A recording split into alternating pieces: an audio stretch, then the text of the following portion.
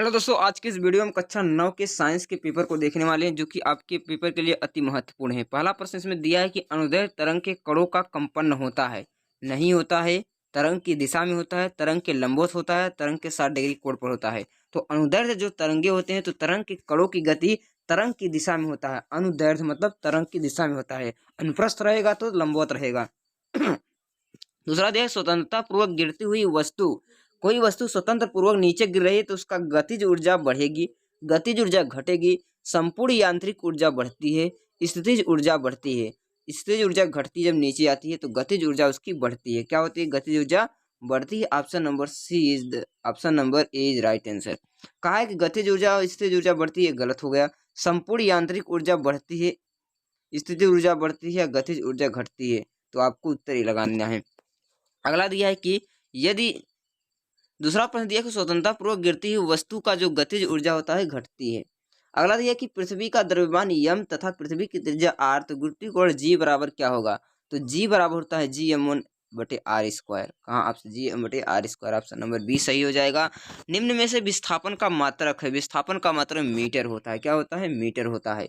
यदि कंपन करते हुए स्वतंत्र आवृत्ति की 200 हर्ट्ज तक उत्पन्न तरंग दैर्घ्य 2 मीटर है तो उसका वेग आपको ज्ञात करना है। आवृत्ति दिया है और तरंग दैर्घ्य दिया है, उसकी आवृत्ति ज्ञात करना। जब किसी पिंड के वेग को 2 गुना कर दिया जाता है तो उसकी गतिज ऊर्जा क्या होती है? उसकी गतिज ऊर्जा 4 गुना हो जाती है। Option number D is right answer. अगला दिया है कि एक वस्तु का द्रव्यमान 20 किग्रा है और एक वस्तु का द्रव्यमान 20 किग्रा है, वस्तु का चंद्रमा पर द्रव्यमान क्या होगा? 20 किग्रा ही होगा, क्योंकि जो द्रव्यमान होता है निश्चित रहता है, कहीं पर जाने पर चेंज नहीं होता है, भार बस चेंज होता है। किसी तत्व का परमाणु संख्या से आप क्या ज्ञात होता है? किसी तत्व के परमाणु संख्या का मतलब होता है परमाणु संख्या, नाभिक में न्यूट्रॉनों की संख्या, तत्व का परमाणु भार, नाभिक में प्रोटॉनों की संख्या, तत्व की संयुक्ता।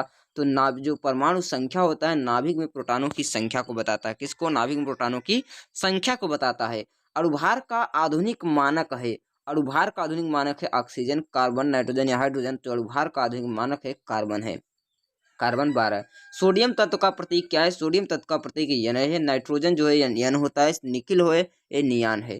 अगला यह कि कैनाल रे की खोज किसने की थी? तो कैनाल रे की खोज गोल्डस्टीन, चैडविक, नील्स बोर या थॉमसन। तो थॉमसन ने की थी। निम्नलिखित में से कौन टिंडल प्रभाव को प्रदर्शित करता है? टिंडल प्रभाव को प्रदर्शित करेगा दूध, नमक का घोल, कॉपर सल्फेट, कार्बोनेट स्टार्च या दूध करता है दूध जो होता है पायस होता है।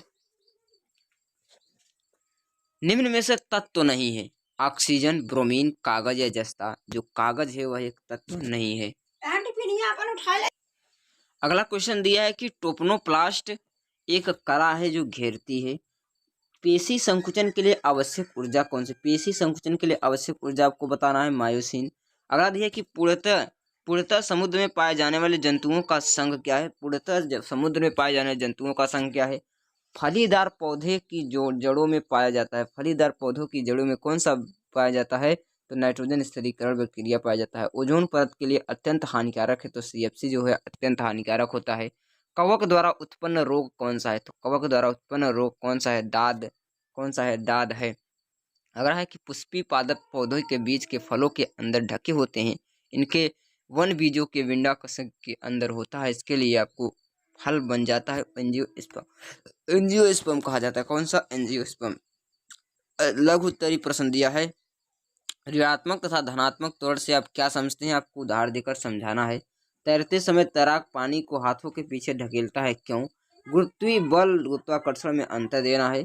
एक कागज की शीट उस प्रकार शीट के मोड़ कर गेंद बनाई जाती है तो धीमी क्यों हो जाती है? इसको बताना है। दीर्घ उत्तरीय प्रश्न आपको छाट कर लिखना है। दिया है कि ध्वनि संचरण के लिए माध्यम की आवश्यकता होती है, इस प्रकार प्रयोग सिद्ध कीजिए।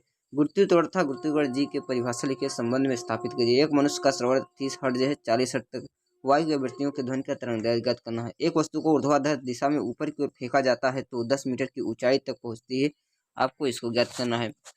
उसके बाद केमिस्ट्री से आप दिया है अति लघु उत्तरीय प्रश्न में मिश्र धातु क्या होती है? दैनिक जीवन में प्रयोग होने वाले कोलाइडी विलयन को उदाहरण दीजिए।